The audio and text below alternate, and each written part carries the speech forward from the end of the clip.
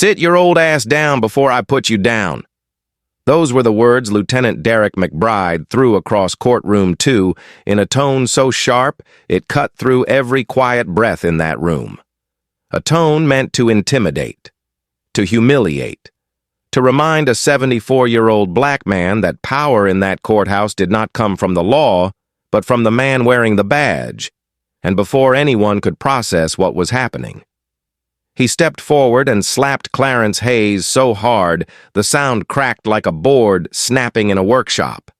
Hard enough that a mist of blood jumped from the old man's glasses and hung in the air for half a second before falling onto the polished floor. Before we move deeper into this story, where are you watching from today? If you appreciate stories that shine a light on truth and justice, go ahead and subscribe, and give this video a like now. Let's return to that courtroom in Bessemer. Clarence Hayes had stood up only to straighten the single navy tie he owned, the one he wore to every wedding, every funeral, and now to this quiet Tuesday hearing meant only to help his grandson clear a speeding ticket. Yet as he rose, he moved slower than he used to, careful with the stiffness in his knees, unaware that this small moment of adjusting himself would ignite something that had been waiting, simmering, inside a man like McBride for years. Clarence didn't hear half the courtroom stirring behind him because his mind had drifted to the whistle of the early train that passed Lipscomb before dawn. The same sound that carried pieces of his childhood, pieces of working nights on the rail line, pieces of the years when a black man learned to keep his head down and keep moving. But McBride heard everything, and in his irritation, in his need to establish dominance in a room where power should belong to the law, he barked that threat and closed the distance before anyone had time to breathe. The slap stunned Clarence, not only from the force, but from the shock of being struck like that in a public courtroom at his age, with his history, after everything he had survived in the South. For a second, he thought he had stumbled back into 1965, into Montgomery, into the days when uniforms carried different words but the same authority. His hands trembled as he reached for the edge of the table to steady himself. No one moved, not the bailiff who should have stepped in, not the clerk frozen halfway between typing and gasping, not the half-dozen people in the gallery who stared ahead with that silent calculation every Southerner knows. If they step forward, they may be next. It was the youngest person in the room, Court Clerk Taylor Carter, who finally pulled herself together enough to lift her phone and record the last 11 seconds, capturing Clarence's stunned posture, McBride's jaw tight with anger, and the heavy stillness that followed. She didn't know yet that those 11 seconds would travel faster than any official report ever could, that by nightfall the clip would circle through Facebook, Instagram, and TikTok before landing on WorldStar, gathering millions of views from people who felt the blow in their own bones. Isaiah Hayes was 3 states away when the video reached his sister's phone. He had been sitting through the final breakout session of a white-collar crime conference in downtown Atlanta, half listening to a panel discussion on forensic accounting techniques, when the message buzzed against his wrist. At first he ignored it, then the second notification came, then the third, and when he finally glanced down, he saw only 3 words sent by his sister Michelle. "Daddy got hit." He stood up so abruptly the man next to him jerked his head in surprise.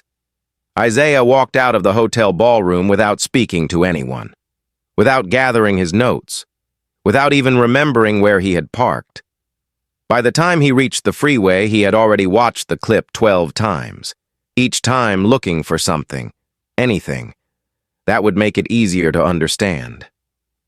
He turned off the radio, rolled down the windows, and let the humid Georgia night rush in. The drive from Atlanta to Birmingham usually felt long, but not that night. That night it felt like one continuous breath he never fully released. He replayed the sound of that slap, the way his father's shoulders had twitched from the impact, the way the room stayed silent, He thought of how his father once used to stand in the yard and whistle for the neighborhood kids to come help him fix old bicycles. How steady his hands used to be. How that man's dignity was a thing Isaiah built half his life on. And now, driving west in the dark. He felt anger coil inside him like a metal spring pulled past its limit. When he reached Lipscomb at 2 in the morning, the town was still.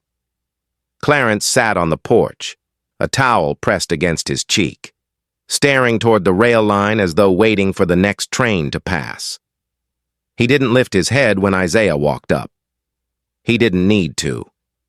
Isaiah saw the dried blood on the glasses, the bruise already spreading along his father's jaw, and something inside him hardened in a way that felt permanent. Clarence spoke quietly, almost as if apologizing, telling him not to make trouble, telling him these things happen quick and pass quick if you don't stir them up. But Isaiah had already made his decision. By sunrise, he requested leave from the Atlanta conference and drove straight to the office in Birmingham. He informed his supervisor that he intended to pursue a civil rights investigation, even if it meant stepping into the kind of fight that doesn't end neatly. He filled out the forms with a calm that surprised him. A calm built not on revenge, but on responsibility. Because a son who sees his father struck like that in the later years of his life understands that the wound is larger than one man's face. It stretches back decades. It echoes down a rail line. It lands on every old man who ever had to bow his head so he could live long enough to see his son become something more. And before that first day ended, as the video climbed past 10 million views, Isaiah knew this would not be quick, would not be clean, and would not be forgiven by the people who wore the same uniform as McBride. But he also knew something else. He knew that whatever force had swung that slap across his father's face had chosen the wrong family this time. It would take months. It would take nights without sleep. But Isaiah would not let the story end with that sound in Courtroom 2. Not for his father, not for any man who ever flinched at a train whistle in the dark. Isaiah filed the civil rights investigation request before the morning coffee in the Birmingham office had even finished brewing. Moving through the paperwork with a steady, measured focus that masked the knot in his chest. Yet as soon as the forms were transmitted to the Department of Justice, the first doors began to close. Bessemer Police Department announced that Lieutenant Derek McBride was being suspended pending review, which in practice meant he stayed home with full pay, mowing his lawn and answering sympathetic calls from old friends who saw him as a victim of internet hysteria. Mayor Buddy Rogers stepped before cameras that afternoon. His shirt sleeves rolled up as if that somehow made him look more earnest, and delivered a carefully scripted statement about trusting the internal process and letting cooler heads prevail, never once mentioning Clarence by name, never once acknowledging the blood on the old man's glasses, only insisting that Bessemer was a proud community that would not rush to judgment based on a viral clip. The Jefferson County District Attorney's Office released a 2-paragraph notice 2 days later stating that no criminal assault charges would be filed, citing insufficient evidence and pending administrative findings. For Clarence, the news landed like another blow. He didn't argue, didn't curse, didn't ask questions. He simply withdrew into himself and went quiet. Sitting on the porch each evening, staring at the worn rail line that ran behind the houses, listening to the long, low whistle of the freight train as if it carried the weight of memories he had spent a lifetime trying to bury. Isaiah tried to hold his composure when he visited each night. But the strain showed in small ways. How he lingered in the doorway. How he pressed his hands together as if steadying himself. How the words came slower than usual. His siblings checked in, worried about him as much as their father. But Isaiah brushed them off, insisting he was fine, insisting he just needed time to move the case forward. Yet when he was alone, when his father went to bed and the porch light dimmed, Isaiah felt a pressure he had never known. As a federal prosecutor, he had handled bank fraud, Medicaid scams, bribery rings, crimes that could be mapped on a chart. This was different. This was personal. This was a wound that went deeper than paperwork. Title 18, United States Code, Section 242, arguing deprivation of rights under color of law, anchoring his legal brief in both the video evidence and McBride's known history of force complaints. The case landed in the courtroom of Judge William R. Langford, a man with a reputation for formality, precision, and a deep reluctance to challenge law enforcement unless the evidence came with no room for interpretation. Isaiah had hoped, perhaps naively, that the brutality caught on camera would be enough. But Judge Langford dismissed the case on qualified immunity grounds, stating that McBride's conduct, while concerning, did not violate clearly established statutory or constitutional rights that a reasonable officer would have known. The ruling landed in Isaiah's inbox at 6:13 p.m. p.m.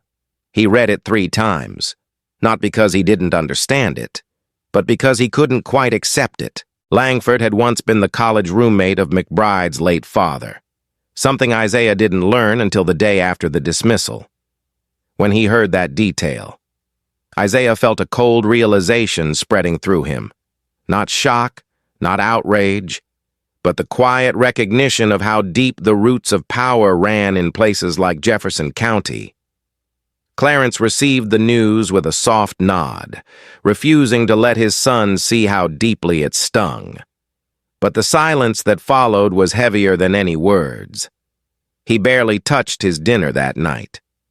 He rose at dawn the next morning and sat on the porch without coffee, staring at the tracks again, his breathing shallow, his shoulders slumped.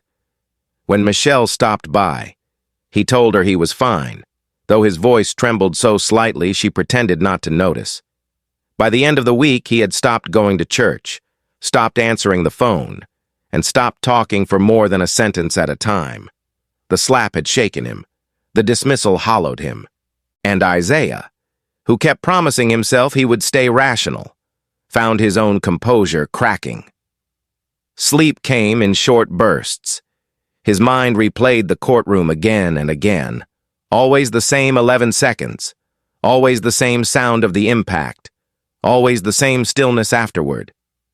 One night he sat alone in his garage at 3 in the morning, the air thick with the smell of metal and dust, an untouched glass of bourbon resting between his hands. It was the first time he had poured liquor for himself in years. He didn't drink it. He only stared at the amber reflection, wondering, not aloud, but quietly inside, whether justice in Alabama had ever once moved cleanly without someone losing a piece of themselves along the way. Simone found him there when she returned from her mother's house in Hoover later that month. Their marriage had already been strained before the slap. Long hours, missed dinners, arguments about priorities. The distance between them widened in the weeks after the dismissal. She told him she needed space, that she needed air, and she moved back in with her mother for a while. Isaiah didn't fight her. He didn't have the strength or clarity to. He remained in motion. Meetings, filings, calls to D.C., attempts to revive the case through procedural avenues that he already knew would be denied. But his movements had the feel of a man walking uphill in the dark. Every institution he expected to stand firm wavered. Every mechanism he knew how to pull dissolved under the weight of politics and old loyalties. On paper, the system had spoken. There would be no charges, no discipline, no accountability. In the language of the courthouse, the matter was closed, in the quiet of Clarence's porch, where the freight train passed each night at nearly the same hour. The wound remained open, and in the thin hours between midnight and dawn, when Isaiah sat in his garage staring at the bourbon, he still wouldn't drink. He understood something he had not wanted to face, if there were going to be consequences for McBride, if there were going to be answers for his father. They would have to come from deeper digging, from a kind of persistence he had not yet summoned, from corners of the past that people in power hoped would remain buried. The first wall had risen. It was taller than he expected. But Isaiah had already decided one thing. He would find a way through it, even if it cost him more than he was ready to admit. Isaiah transferred to the Birmingham office with a sense of purpose that was quieter than anger, yet sharper than grief. Taking over the newly formed Civil Rights Unit with a resolve that made his colleagues glance at him with a mix of admiration and caution. For they could see in his eyes that this work was no longer just professional. It was personal in a way that left no room for retreat. He partnered with Special Agent Nia Reynolds, a woman whose calm hid a relentless mind. And together, they began the long dig into the 16-year shadow that Lieutenant Derek McBride had left across Bessemer. They pulled every complaint ever filed against him, 11 in total, 8 by black men, 2 by Latino men, and 1 by a white man whose poverty had made him invisible in the earlier investigations. Each complaint had been closed with the same tidy language: unable to substantiate, insufficient evidence, officer's account credible, phrases that formed a quiet wall of protection around a man who had learned long ago how to move within the system without leaving fingerprints. 3 body camera recordings, technically mandatory under Bessemer policy, had been listed as missing on internal reports, all from incidents involving young black men who had claimed they were beaten during stops. McBride had explained their disappearances as equipment failure, yet maintenance logs showed no requests for repair. None of it was enough for charges on its own. But together, the pieces formed a pattern that Isaiah recognized instantly, a man protected for years because the right people needed him, trusted him, or feared the political fallout of holding him accountable. Then came the name that changed the entire trajectory: Jonathan Markell Russell. The 29-year-old shot 8 times while running from a misdemeanor warrant in 2019. Official records described the shooting as within policy, citing immediate threat based on McBride's statement that Russell had reached toward his waistband. No weapon had been found. The family had moved to Georgia not long after the burial and wanted nothing to do with the case anymore. Weary of empty promises and tired of seeing their son's name pulled into political storms. But Isaiah could not look away. Something about the cold efficiency of the original report bothered him. The timestamps, the distance estimates, the absence of any audio. He asked Nia to track down the archived server logs from the old body cam system. It took her 3 days to find a forgotten backup drive in a storage closet at the Birmingham field office, mislabeled and almost discarded. Within that drive, she discovered 9 seconds, just 9 seconds, of audio captured after the last gunshot. A faint chuckle, then McBride's voice saying, "That's what you get." The sound made Isaiah stop breathing for a moment. He replayed it 3 times, then leaned back in his chair and stared at the ceiling, feeling the weight of every complaint, every bruise, every name that had been dismissed over the years. This was no longer a matter of proving excessive force.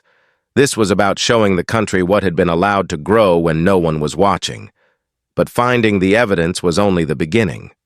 Isaiah spent nights knocking on doors, tracking down old complainants scattered across Birmingham, Fairfield, Hueytown, and parts of Georgia. Some men slammed the door in his face, tired of retelling stories they believed would be ignored a second time. Others let him in but spoke with hesitation, their voices low, describing beatings in alleyways, threats during traffic stops, or the way McBride would grip their shoulders hard enough to leave bruises during searches, all while smiling as though daring them to complain. A few broke down crying, not from the pain of the past, but from the exhaustion of believing the system would never see them. Isaiah's notebook filled with dates, names, locations, each detail anchored by a man who had once walked into a police station hoping someone would listen. He slept in the office 4 nights a week. an old wool jacket draped over his shoulders, the hum of the fluorescent lights turning into a kind of lullaby for his overworked mind. His reflection in the bathroom mirror showed new gray at his temples. His posture changed. He stood more rigidly, as if bracing himself each morning for the next truth he would have to carry. Meanwhile, his father began waking at night. At first it was once a week, then 2 or 3 times. Startled by the distant whistle of the freight train that had run behind their neighborhood since the 1960s, Clarence had spent decades working near those tracks, welding steel and breathing in the iron dust that settled on his clothes. The train was a familiar sound, one he used to find comforting, but after the slap. The whistle sounded like something coming too close, too fast, something that made him sit upright in bed, heart pounding, fingers gripping the blanket. He never said it aloud, but Isaiah could read it in his father's face. The slap had awakened old fears Clarence had spent a lifetime burying.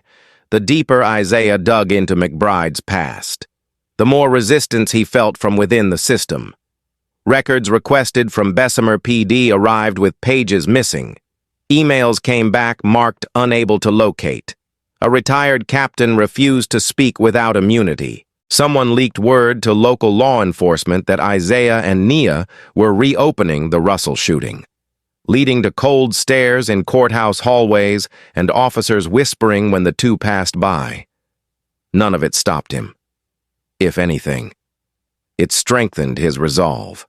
When a man like McBride thrived for more than 2 decades, he did not do so alone. He did so under the shelter of silence, political silence, departmental silence, community silence. Isaiah intended to break that shelter piece by piece. There were nights when he questioned whether the weight of this case would crush him before he could carry it to the finish. He felt the cost in his marriage, in the quiet distance between him and Simone. He felt it in his father's vacant stares. He felt it in the fatigue that settled deep in his bones, but he also felt something else, something steady, something he couldn't shake. It was the memory of the look in Clarence's eyes the night he arrived from Atlanta, a look filled with hurt, but also with a kind of plea, a plea not spoken aloud but clear nonetheless. Don't let this be how it ends. And Isaiah knew he couldn't. By the time winter settled over Birmingham, he and Nia had built a case file thicker than any police officer in that county had faced in years. Timelines, transcripts, affidavits, audio evidence, disciplinary histories, suppressed complaints, expert reviews. It would not be enough on its own, but it was the foundation. The truth had been pulled out of the ground, brushed clean, and laid bare. And Isaiah understood that the next step, the step that might change everything, would not depend solely on the evidence they had gathered, but on whether the country, the system, and the people who held power were finally ready to hear what that evidence said. The slap video reached Washington long before Isaiah ever saw a path forward, drifting through congressional staff inboxes and civil rights advocacy groups until it landed in the hands of the House Judiciary Committee, where the chair quietly forwarded it to Representative Terry Sewell during a late-night review session. She watched the 11 seconds twice, then once more with the volume raised, listening to the echo of that crack across a courtroom that should have been a sanctuary for the rule of law. Within days, she requested a hearing on patterns of excessive force in small Southern police departments, and she asked Clarence Hayes, by name, to testify. When Isaiah told his father, Clarence shook his head at first, saying he didn't want to make a spectacle, saying he'd spent a lifetime trying to avoid microphones and stages, saying nothing good ever came from an old black man stepping into the center of national attention. But when Isaiah told him gently that his testimony could protect other men his age, Clarence fell silent, then nodded once and said, "If it helps somebody else's grandson, I'll do it." The morning of the hearing, he put on the same navy tie he wore in Courtroom 2, smoothing it with slow, careful hands while his daughter Michelle brushed lint from his shoulders. He looked into the hallway mirror for a long moment, seeing the bruise on his jaw that had long since faded but had left something deeper behind. Inside the committee room, the air felt heavy with expectation. Clarence sat alone at the witness table, his posture straight but not rigid, his hands folded loosely on the surface, his breathing steady. When Congresswoman Sewell addressed him, her tone carried the respect of someone who understood exactly what it meant for a man of his generation to speak about violence he had endured. Clarence began with a quiet thank you, then spoke for 4 minutes that felt longer, not because he rambled, he didn't, but because every sentence carried years behind it. He told them he had taken beatings in Montgomery in 1965, that he had walked across the Edmund Pettus Bridge and tasted the sting of tear gas and the bite of batons, that he thought those days had passed. His voice grew softer when he said, "I don't want money. I just don't want them doing it to my grandbabies." Heads in the room lowered. One of the younger representatives blinked quickly and looked away. Clarence wasn't dramatic. He didn't raise his voice. He didn't rehearse. He simply stated the truth of an old man who had survived one era of brutality only to be struck again in another. The networks clipped his testimony into a short segment that aired every hour that evening. Commentators debated policing, elders' dignity, qualified immunity, and the generational weight of violence. But the moment that mattered most came from a place no camera captured, a quiet office in Main Justice, where Nia Reynolds delivered the 9-second audio clip she had retrieved from the forgotten server. A deputy section chief in the Civil Rights Division listened to the sound, the faint chuckle, the cold words, the finality in McBride's voice, and leaned back in her chair with a look Isaiah would later learn meant only one thing. This case had crossed a line. There are moments in federal work when the moral imperative becomes unavoidable. That 9-second clip was one of them, 1 week later. The Department of Justice announced federal criminal charges against Lieutenant Derek Allen McBride. The indictment listed 2 counts, deprivation of rights under color of law resulting in bodily injury, and obstruction for the missing body cam files.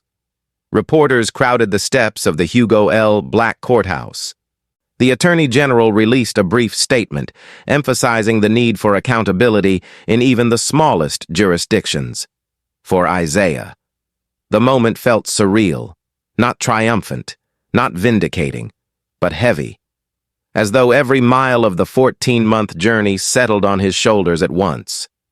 When he called his father that afternoon, Clarence simply said, "All right then," as if he had been holding his breath for a year and finally allowed himself one slow exhale. McBride's response came the following morning in a press conference staged outside a Montgomery law office.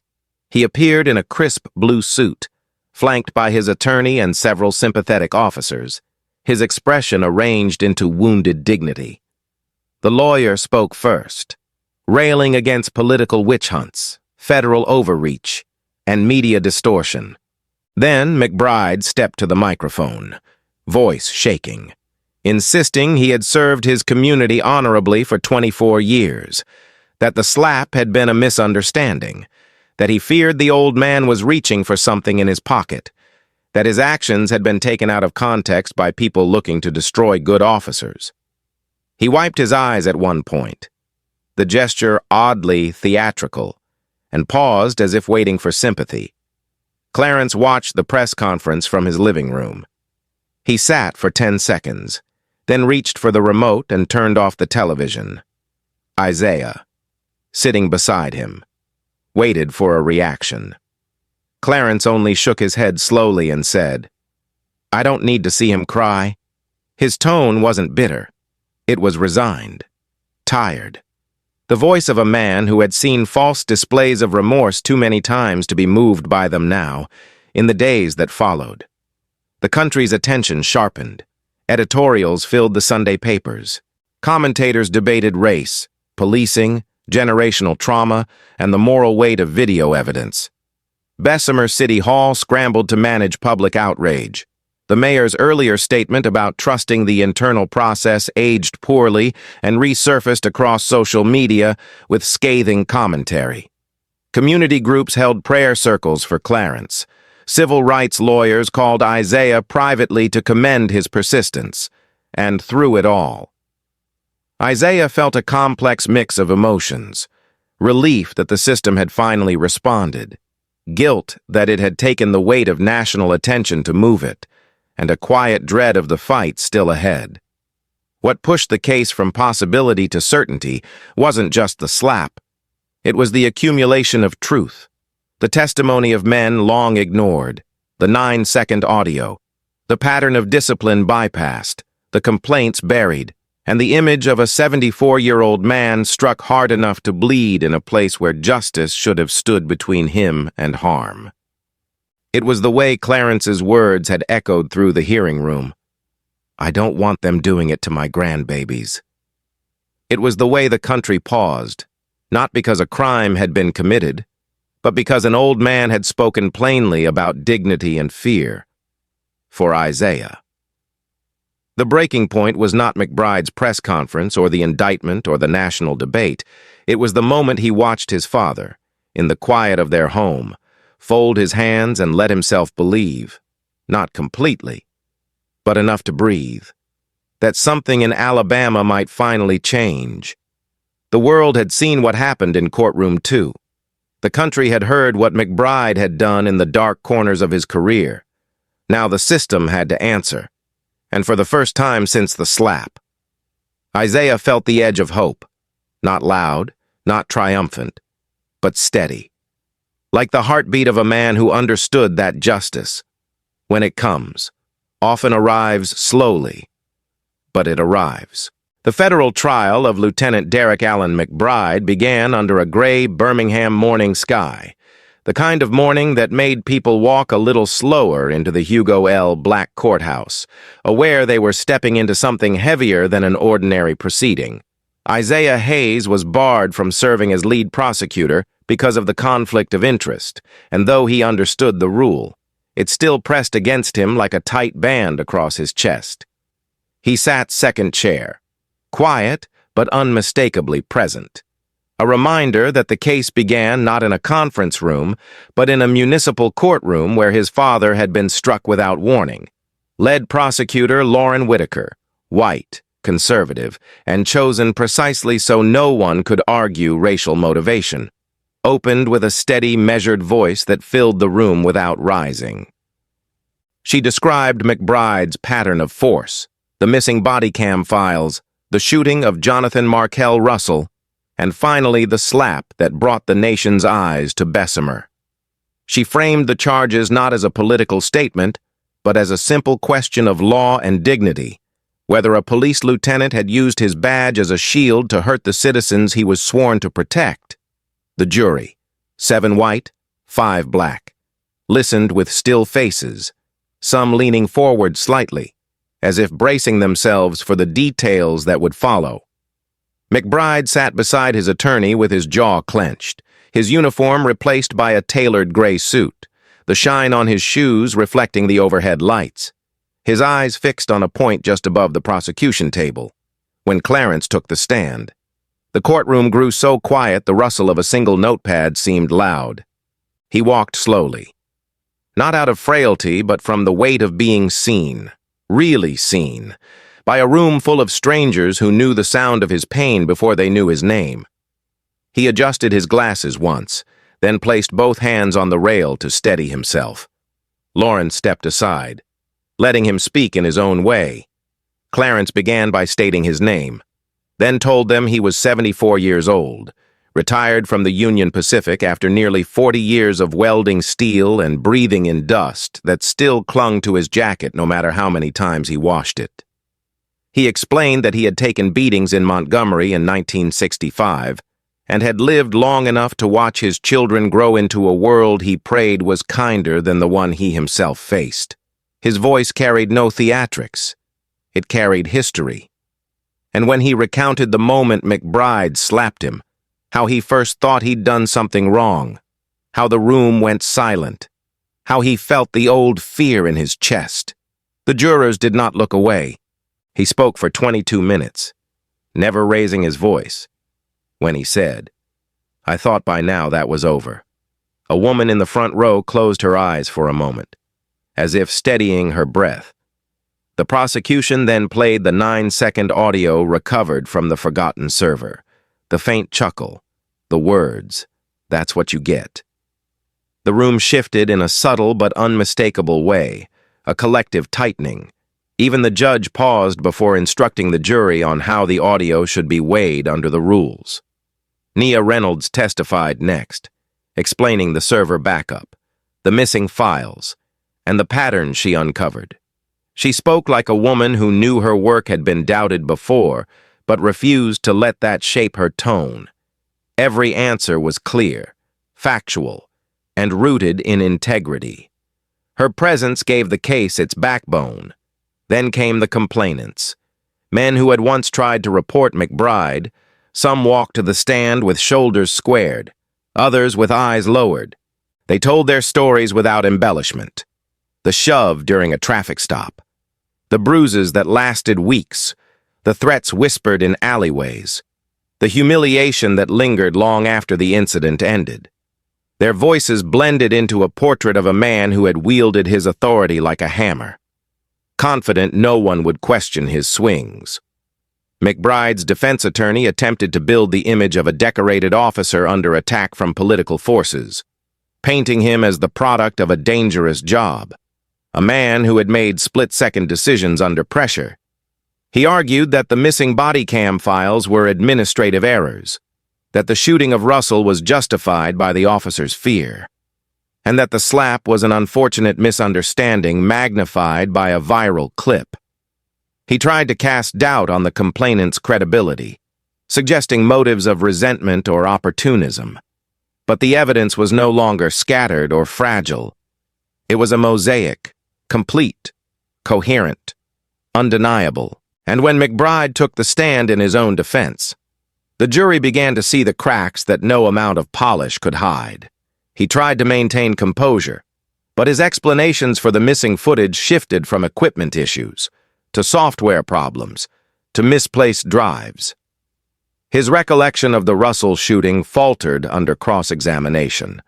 When Lauren asked him directly why he slapped Clarence, he swallowed hard and mumbled about perceived aggression, a phrase that hung in the air like smoke without flame. The jurors watched him closely, their expressions unreadable but intent. Closing arguments came after 4 long days. Lauren spoke plainly, without flourish. She reminded them that authority without accountability becomes abuse, and that the badge on McBride's chest, while deserving respect, could not shield conduct that stripped others of their rights.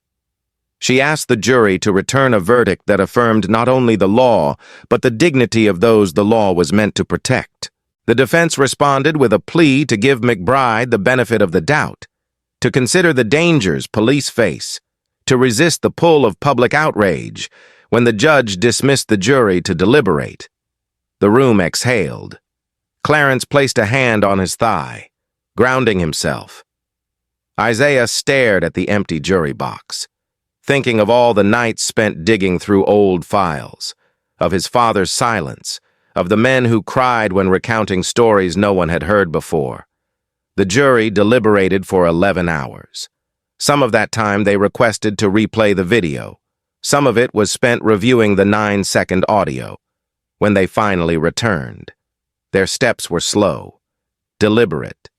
The foreperson, a middle-aged woman with silver hair and a steady gaze, stood and delivered the verdict, guilty on both counts: deprivation of rights under color of law resulting in bodily injury, obstruction for the missing body cam files. In the moment that followed, McBride did not look at the jury. He did not look at Clarence. He stared only at his polished shoes, as if the shine on them could hold together what his life had just lost. Clarence let out a breath he had held for 14 months. Isaiah closed his eyes briefly, not in triumph, but in quiet gratitude that the truth had finally spoken louder than the uniform that tried to hide it. The courtroom remained silent, yet the weight of the verdict settled across every person present, marking the moment when power finally bowed to accountability. The sentence came down on a warm afternoon in early spring, the kind of day when people expect good news, or at least a gentle turn in the weather. But for Derek Allen McBride, it marked the official end of the life he had spent 24 years constructing. The judge delivered 87 months in federal prison with no possibility of early release, citing not only the slap but the pattern of force, the missing files, the arrogance captured in the 9-second audio, and the obstruction woven throughout his career. McBride stood still as the words landed, his face a strained mask that revealed nothing yet concealed nothing either. Because inside that stillness sat the unmistakable collapse of a man who had believed for decades that his badge would cover his sins.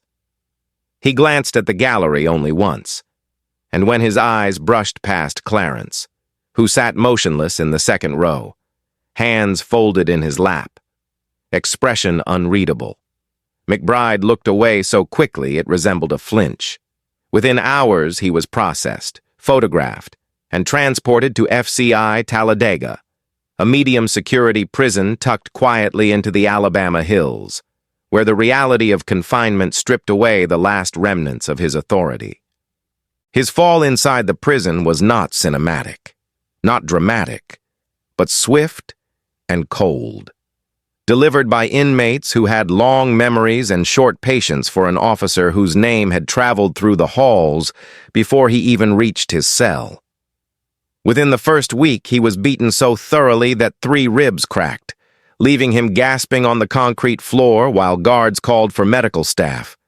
The injuries sent him to the infirmary, then to protective custody, where he spent the remainder of his sentence locked away from the general population, isolated in a silence far heavier than the one that had frozen Courtroom 2 the day he struck Clarence.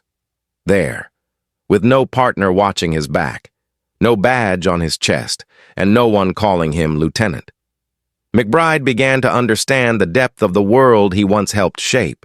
He had spent years insisting fear was a natural part of policing. Now he lived inside a fear without exit, without justification, and without the comfort of believing he was the one in control. Outside those prison walls, the consequences unfolded in ways that touched every corner of his former life. His wife filed for divorce within 6 months, citing irreconcilable differences but acknowledging privately that she could no longer carry the weight of being married to a man the nation now viewed as a symbol of abuse. Their home in a quiet Bessemer subdivision was sold to pay the $1.8 million civil judgment awarded to Clarence. Along with debts accumulated from McBride's legal defense, the house had once been a place where he sat proudly on the porch, waving at neighbors and talking about football. Now it was emptied, repainted, and quietly listed by a realtor who kept her tone professional and her distance polite. The couple's 2 grown children, who had once defended their father's job with pride, stopped returning calls for a time. They loved him.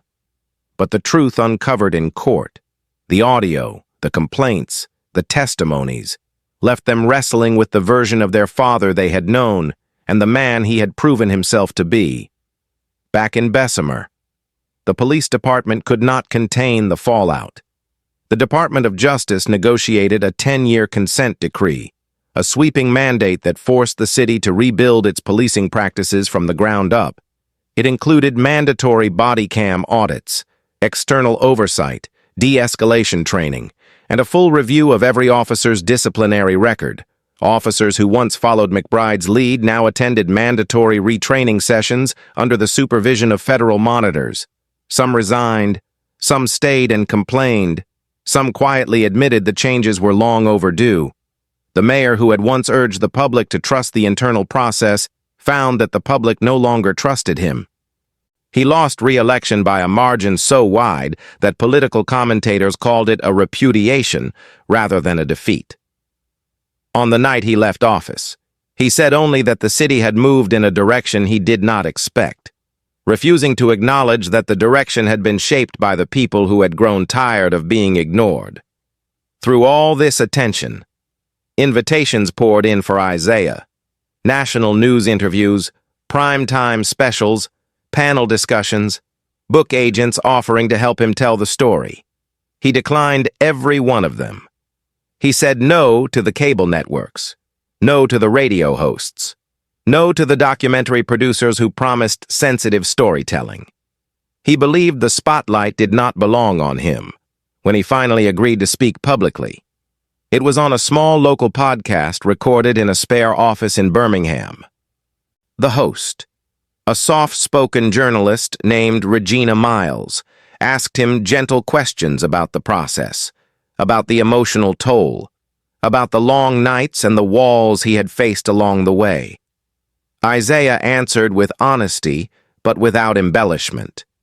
He talked about digging through records, talking to men who had been ignored for years, watching his father withdraw into silence, and feeling the slow erosion of his marriage, when Regina asked him what justice meant to him after all of this.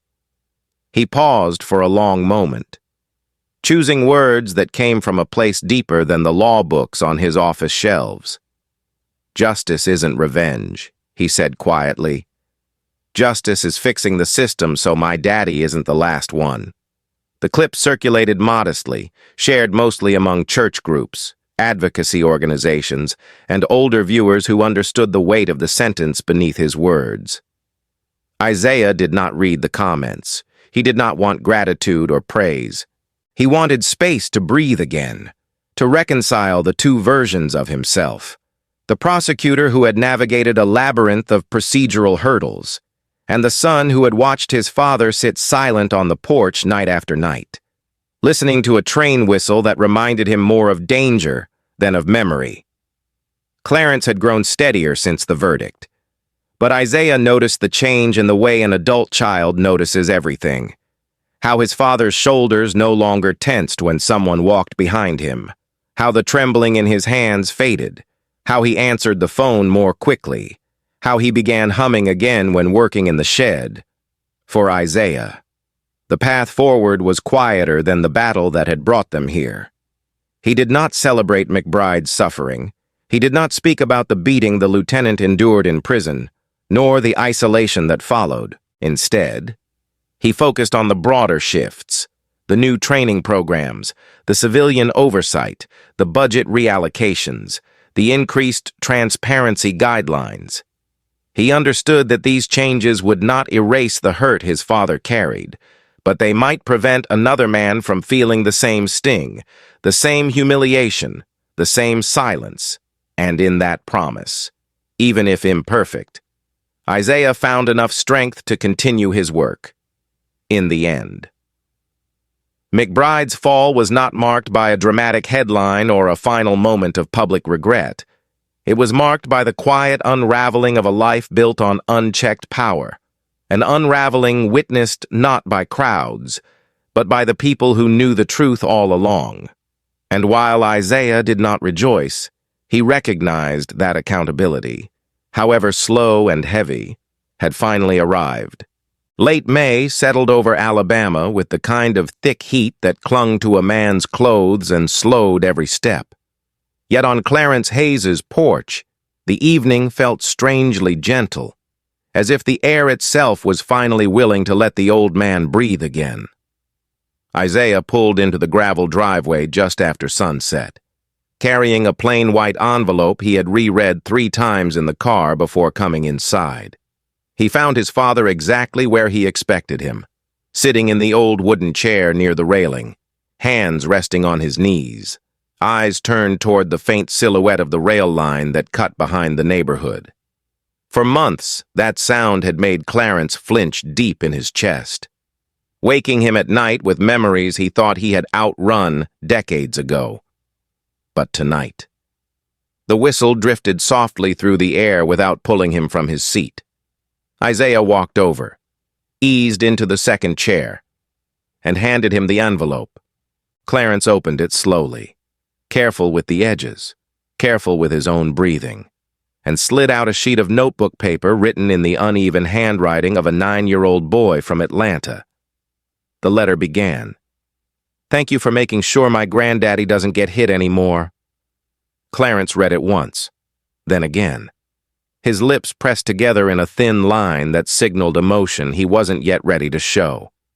He folded the page with deliberate care and slipped it into his shirt pocket, tapping it twice as if to anchor it close to his heart. For a long time, neither man spoke. They simply sat, listening to the layered sounds of a neighborhood settling into night. The distant train, a porch screen door opening 2 houses down, a dog barking somewhere on 9th Avenue, the familiar hum of summer cicadas rising and falling. Isaiah finally broke the silence with a soft, "Daddy, how's your day been?" Clarence gave a small shrug. The kind a man uses when the truth is complicated, but he doesn't want pity.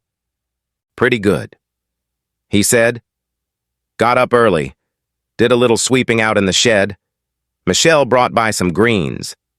His voice carried the calm of a man relearning normal life, one task at a time. Isaiah nodded, letting the calm settle between them. He didn't push. He didn't ask if the nights were still hard. He didn't ask if the whistle still carried the echo of fear.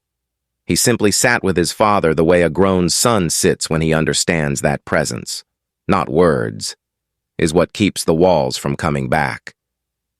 The porch lights flickered on automatically, casting a warm glow that softened the lines in Clarence's face.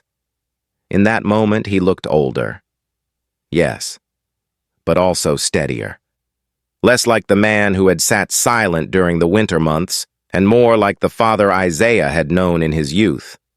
The man who taught him to tighten bolts on bicycles. The man who steadied his hand the first time he swung a hammer. The man who never raised his voice unless he was laughing. After a few minutes, Clarence shifted in his chair, cleared his throat, and spoke in the low, raspy tone that came when emotion tightened around his words. "You made me proud, son." He paused, letting that sentence settle, then added, "But I'm still sorry it took you to get this." Isaiah felt the weight of that apology, the grief beneath it, the years inside it, and leaned forward slightly, elbows on his knees, speaking with the quiet certainty he used when he needed his father to hear the truth plainly. "I'm sorry too, but at least this time it didn't take blood." The words hung between them, heavy yet freeing, a recognition that justice had come not through violence or loss, but through perseverance, through nights of digging, through truths dragged into the light. Clarence nodded slowly, accepting the answer the way a man accepts a truth that sits somewhere between relief and sorrow. He didn't speak again for a while. He didn't need to. He rested one hand against his pocket, feeling the folded letter press against his chest, a child's gratitude bridging the distance between past wounds and future hope. As the night deepened, Isaiah thought about everything the last 14 months had taken from them.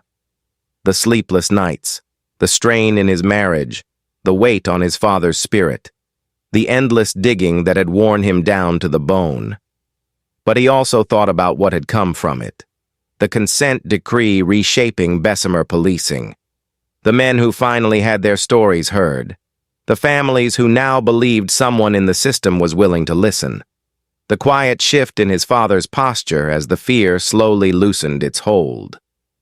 Clarence sighed softly, a sound that carried the relief of a man who had survived too much and was finally allowed to rest.